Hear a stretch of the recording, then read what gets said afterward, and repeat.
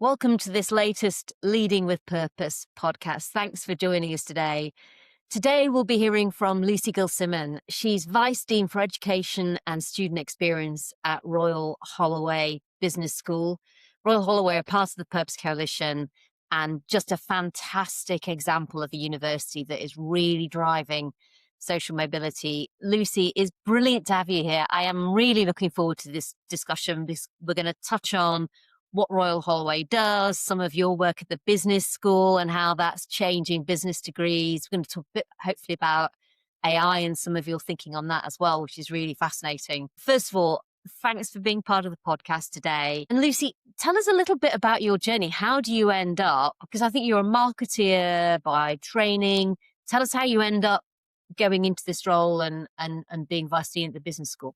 Okay, thanks very much, Justine, and thank you for having me. So when anyone asks me about how I came to be where I am today, I think I always sort of reflect on this, and it could take us 2 hours to discuss, but we don't have 2 hours, so I'll just give you the short version. I came into education later in life and very much by accident, having worked in the corporate world as a marketeer for quite some time. And then I ended up going, having my family and studying for a master's and then studying for a PhD, and then very much falling into education, as I say, as sort of a second or even third career. But I think something that when I look back on this, I think it's something that I've always been really interested in. And I think this is something that drives me now every day is I've always considered who is it who gets to succeed? So I've always been fascinated about not just who succeeds and why, but very much about who gets to succeed. And I've never thought that this has been sort of a very level playing field when it comes to who gets to succeed. So I think that sort of really is what drives me when people ask me that question, why are you in education? And it's very simple. Who gets to succeed and why?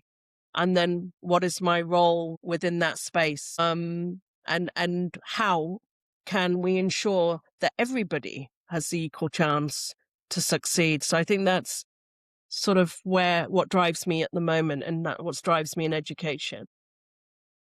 Well, it drives me as well. I just think it's such a fundamental foundation stone of how any society should work. But, obviously, definitely our own. And I think in a way it brings us on to Royal Holloway, because this is a university that literally is a university of social purpose. It's got an amazing heritage, hasn't it? Which is probably worth touching on as well. So let's start there and then talk about what it means for young people and mature students from less advantaged backgrounds today. No, absolutely. And as you've mentioned, Justine, we are a university of social purpose. And when people ask me, what that means, I translate that as, doing the right thing and doing the right thing for everyone, for all. And I feel that at Royal Holloway, when it comes to talking about access, it's not just about opening the doors. So you could say that, all universities give young people or people from marginalized backgrounds those opportunities by providing access. Access is opening the door. But I feel at Royal Holloway, we go so much further than that, in that we facilitate that journey for students. We facilitate that learning, that experience, the networking, and the provision of voice. So our students don't just come and leave, but they go through an educational experience when they're with us, and they have access to networks, and they have the right to a voice, which they otherwise might not have had. So I feel through that social purpose, it's really about thinking about what is the best way in which we can facilitate an educational experience for all, regardless of background. And a large number, I work with thousands of students every day in my role, many of whom are first in family to go to university. And what I notice, and they come into my office often, this is something that never ceases to amaze me, is that talent is everywhere. But it's the opportunity and the confidence and the hope that are lacking. And as a university of social purpose, I see us as here to help with that opportunity, to provide that confidence and to provide hope in places that it wasn't there before, simply wasn't there.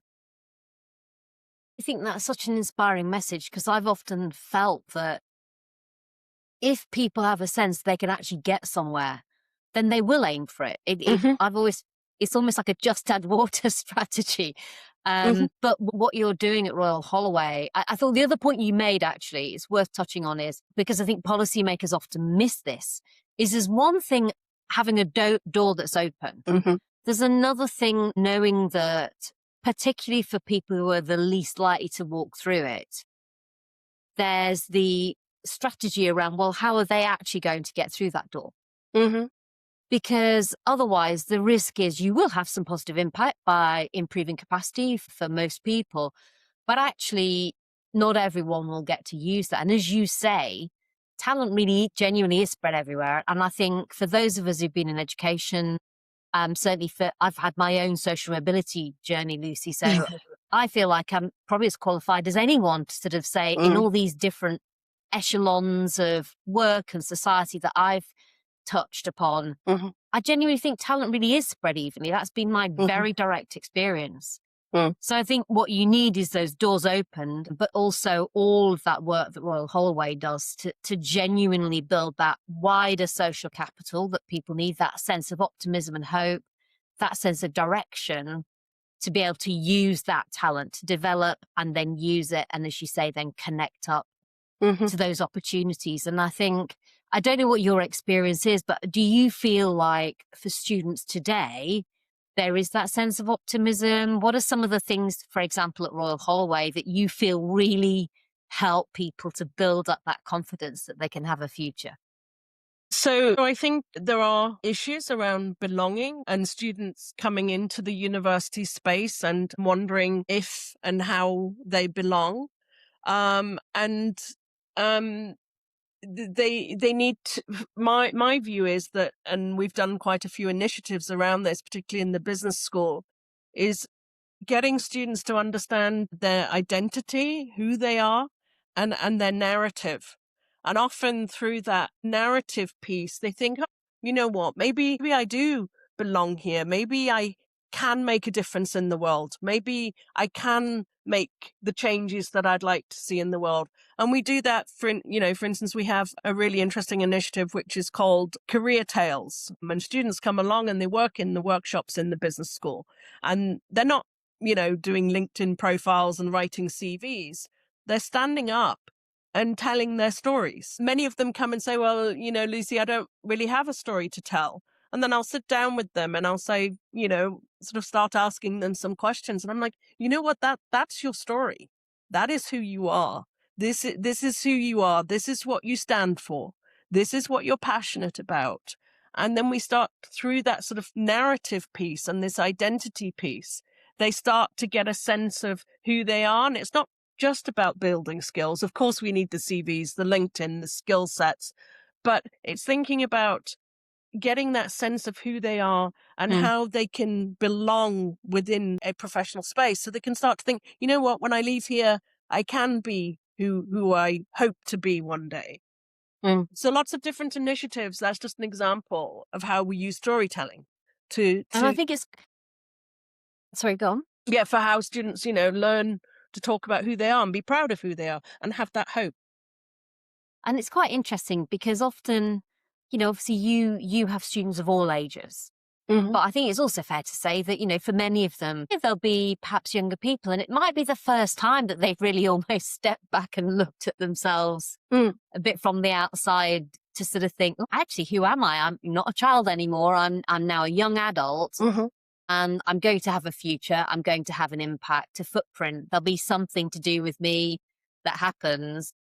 What do I want that to be?" And I think it's stepping back and in a sense, helping them understand that they get to decide, Hmm. and they're not just blown around by events. Hmm. Actually, they really have some agency as a person. And that's what Royal Holloway, I think, is giving them, I guess. Hmm. Yeah, you're absolutely right. What I try to sort of zoom in on, and I even do this at the open days when, they come and see us when they're 17 years old, some of them, and say, well, what are you passionate about? What are some of the causes? What are some of the things that you see in the world that you're really interested in? And this generation, they're all really passionate about something, around causes, around things that are happening around us. And the world is a frightening place right now, a very frightening place, but they all have something that they're interested in, whether it's, Mm. Artemis, the latest astronaut visits to the moon. There's something that they want to hang their hat on. And that's what we need to tease out. Something positive. Yeah.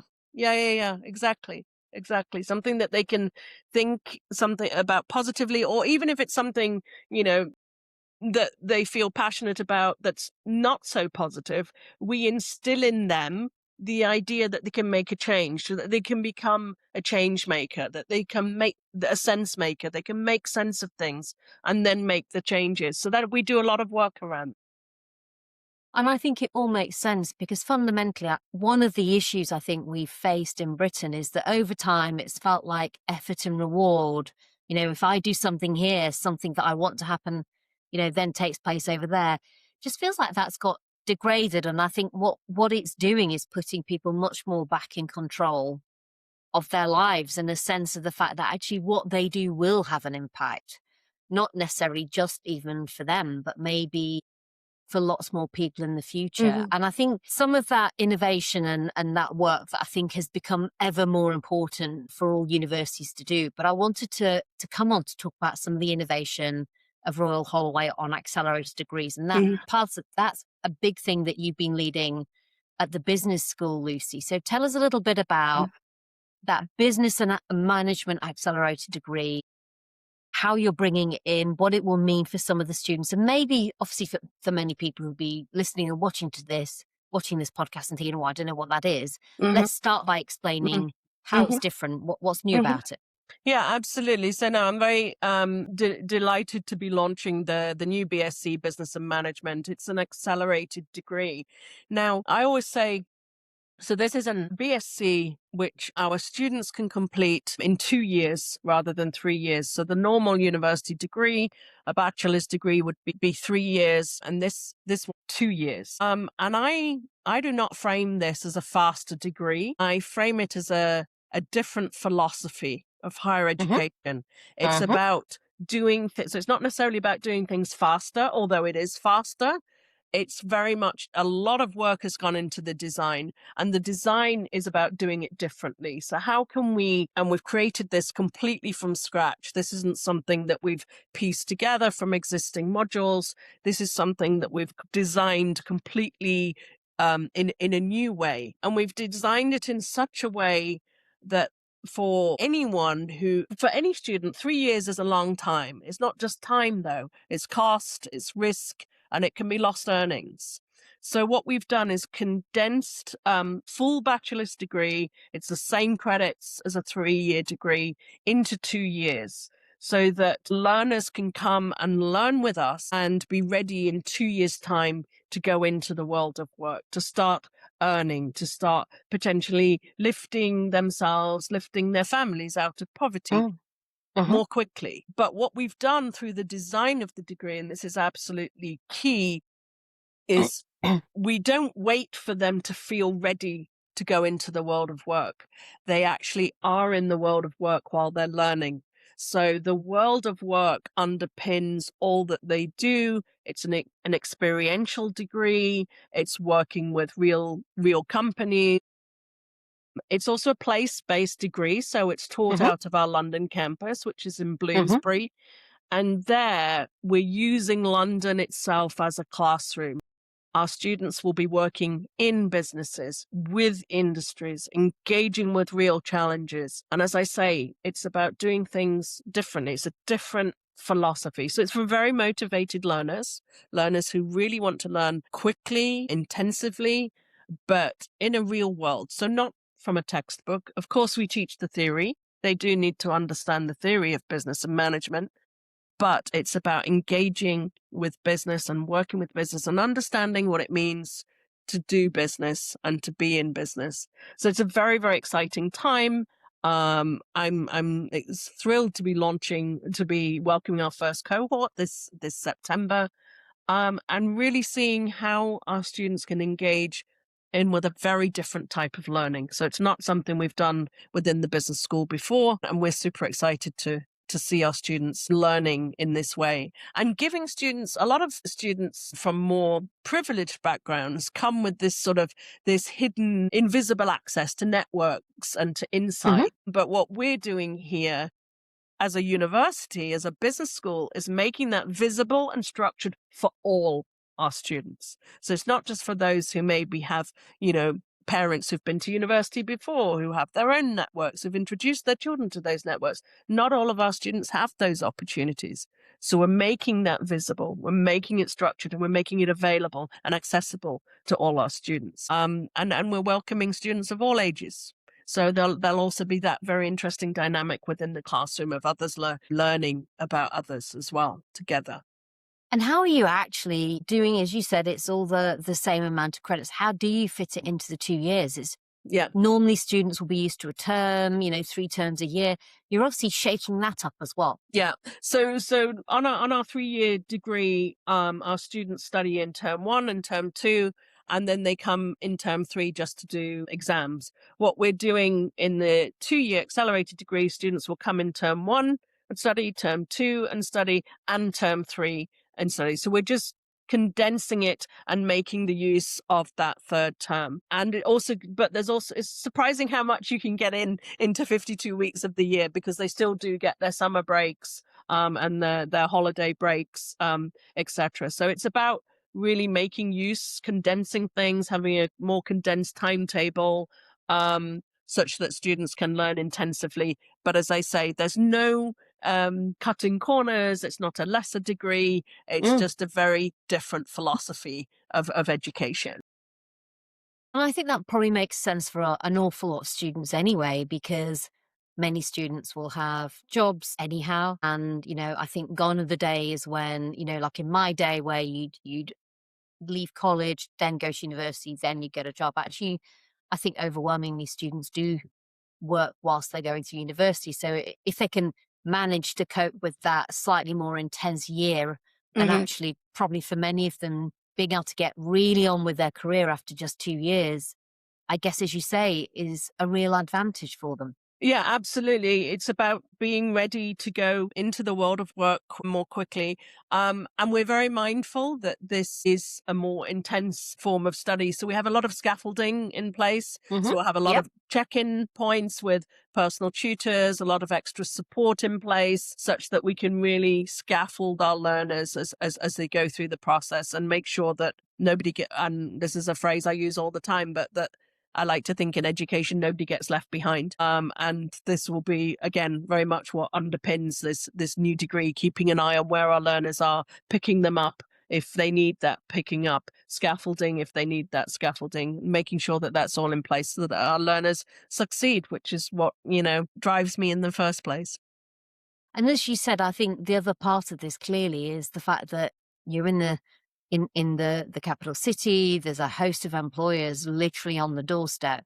It's worth just talking a little bit about that experience that you're giving them outside of the classroom, how you've managed to kind of pull those hmm employers in.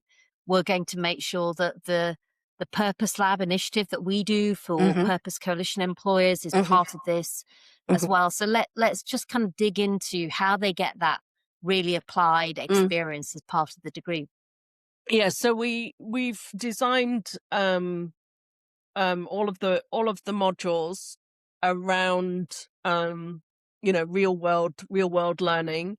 We've recently hired a business development manager within the business school, and she's been very proactive in going out and talking to companies in London, building relationships, building partnerships with companies, and talking to them about the different opportunities that they can give to our students. So we developed a sort of a rubric, if you like, which companies can look at and say, I can bring in a live case study, or we'd like to bring our students onto our premises and show them a day in the life of a brand manager, for instance, or we have others who want to come in and give talks. We've got other industry players coming in to listen to our students pitch and to provide feedback on pitches. Others, as I say, bring live case studies. So actual case, this is an issue we're facing within our company at the moment. How would you work in teams to create a solution?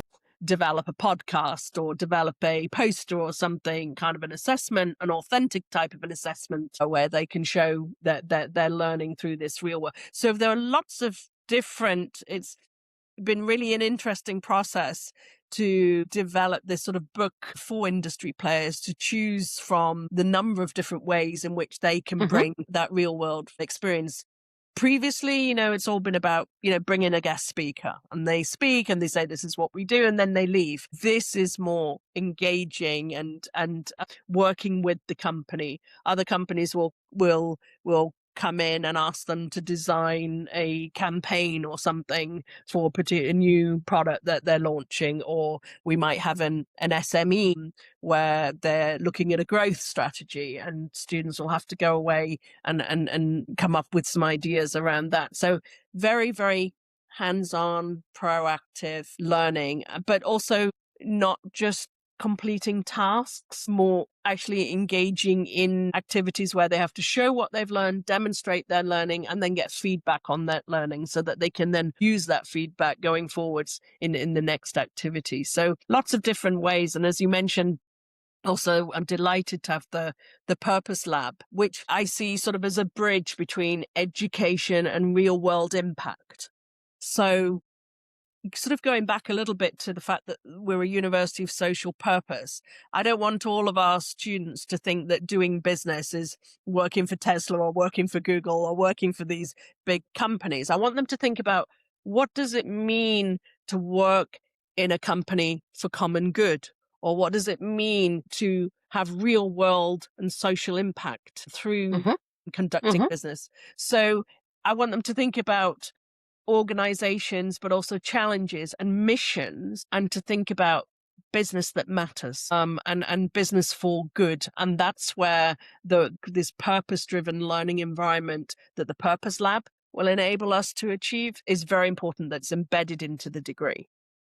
I think it's fantastic. And I think you're right. When you talk to some of the best business leaders, I think they are very different to the ones that were maybe leading companies when I was starting in my career in finance.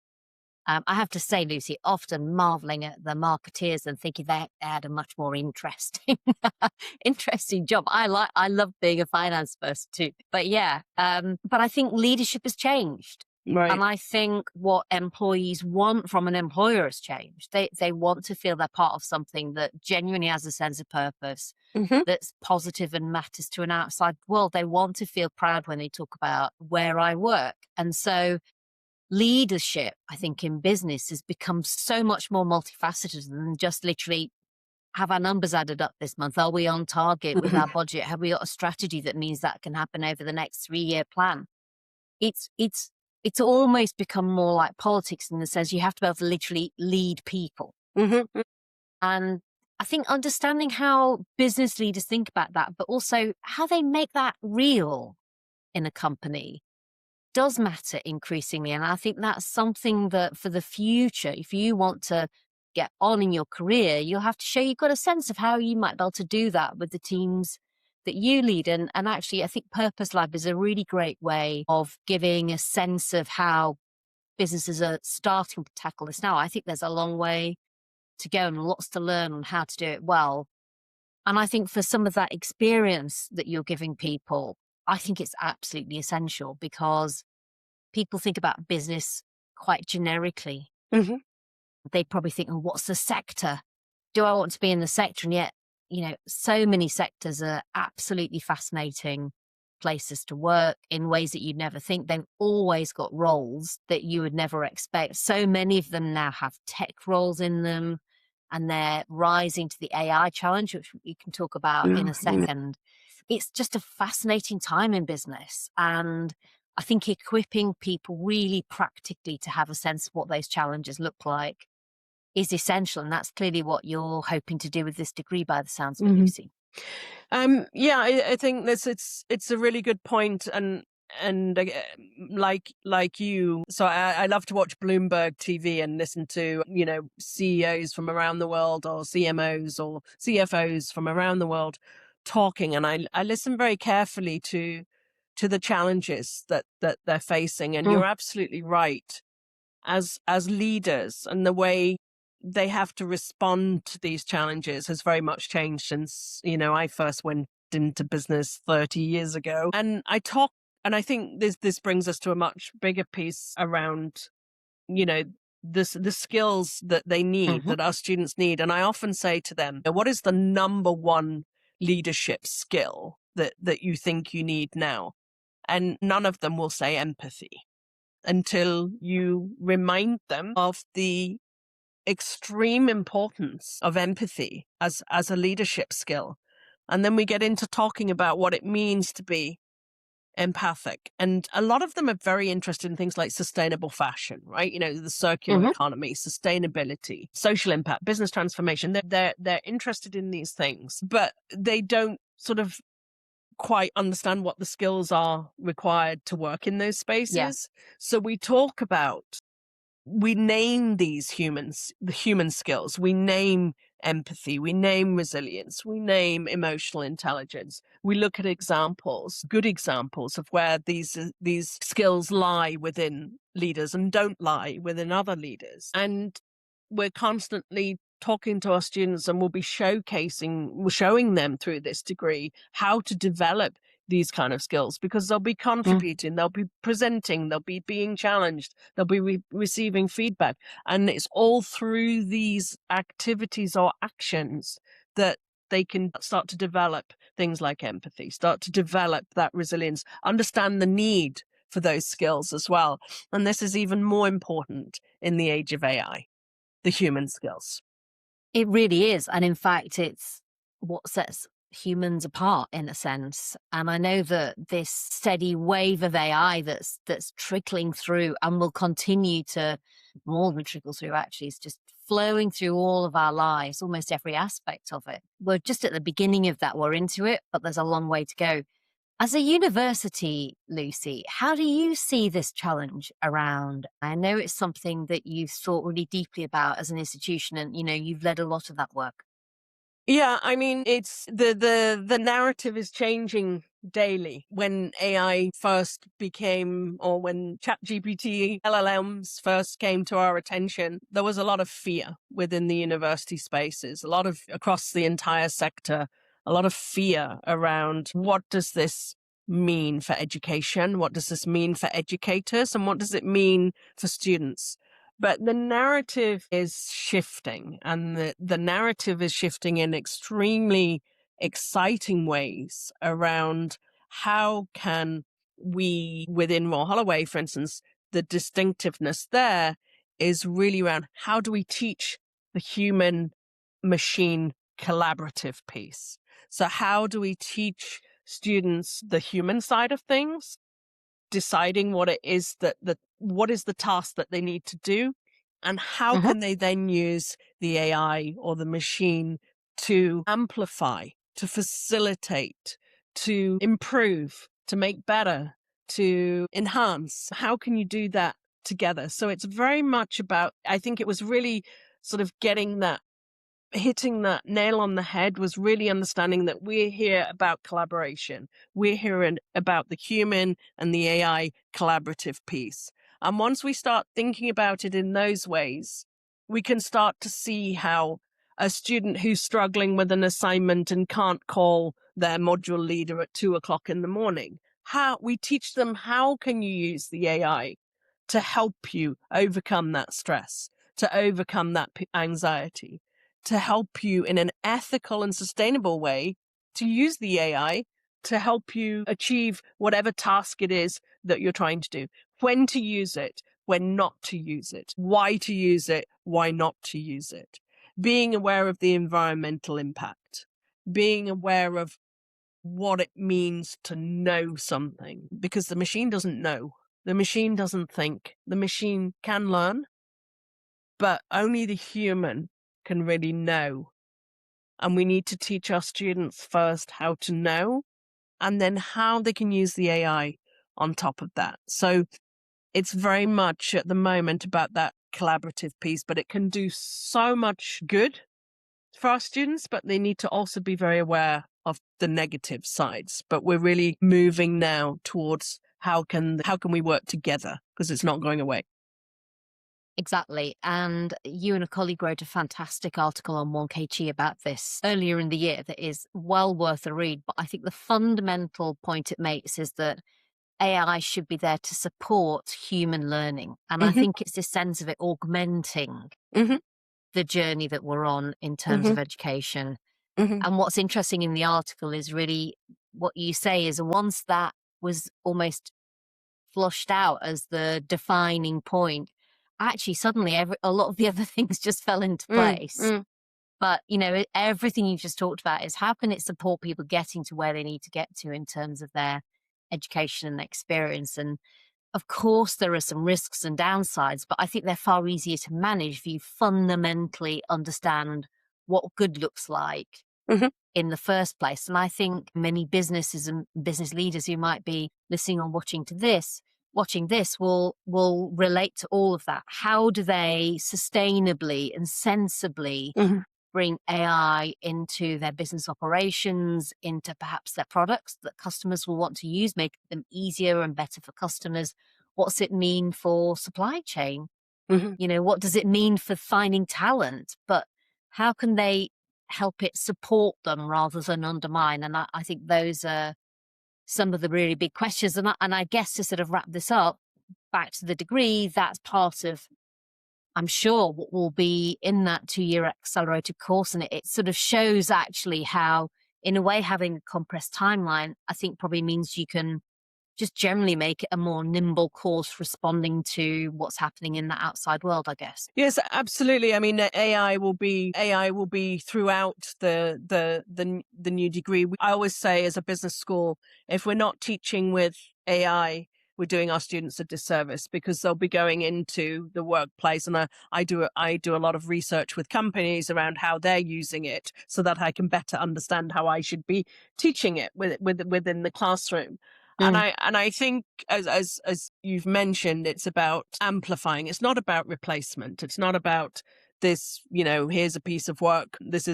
I got AI to do it. That's not how it works. But we have to teach our students that's not how it works. But what I think is a defining skill that we're going to need to really focus on a lot going forwards, and we will do this, and we are doing this within the new degree, but within our other degrees at Royal Holloway, is about judgment. So I think with AI, we've had to sort of grow our ability for judgment, and that requires being evaluative, looking at what the AI generates, deciding, is this what I wanted? But if I'm deciding if this is what I wanted, then I know what I want in the first place. And that comes from knowledge. So the students and us as educators, we have to first provide the knowledge, get our students to engage with that knowledge so that they understand those fundamentals. Once they've got those fundamentals, then they're in a better place to make those judgments. They know what they want to see. If you or I, Justine, we put something into ChatGPT, we get it back, we know whether it's what we wanted or not, because we know what good looks like. So I find this piece very exciting, because we're, as I say, teaching judgment, making decisions with incomplete information. We're teaching confidence, we're teaching identity, and we're teaching narrative. And I think all of those together are going to help our students dramatically engage and to thrive in an AI-driven world. I think it's absolutely fascinating. And in a sense, what's wearing away my mind, Lucy, is it's judgment and it's curiosity and it's knowledge. And actually, it's that bundle together, isn't it? That I think really means that you're going to be able to thrive actually in this new world.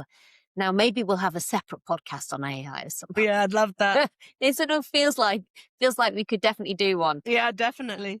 Yeah. But for today, Lucy Gill-Simmen, Vice Dean of Education and Student Experience at Royal Holloway Business School. Thank you so much for doing the podcast. I've absolutely loved it. It's a great discussion. And actually, the degree that you're putting on is what I probably would have wanted to do when I was looking at university. So it's finally there. Anyway, I hope it all goes well. I'm sure it will. And we're really looking forward to embedding the Purpose Lab experience as part of it as well. So brilliant to be working with you on all of that. So Lucy, thank you so much for doing the podcast today. Great. Thanks so much, Justine. It's been such a great pleasure, and I'm delighted to have the Purpose Lab involved in this new degree. And I look forward to talking to you again soon. Thanks so much. Thank you.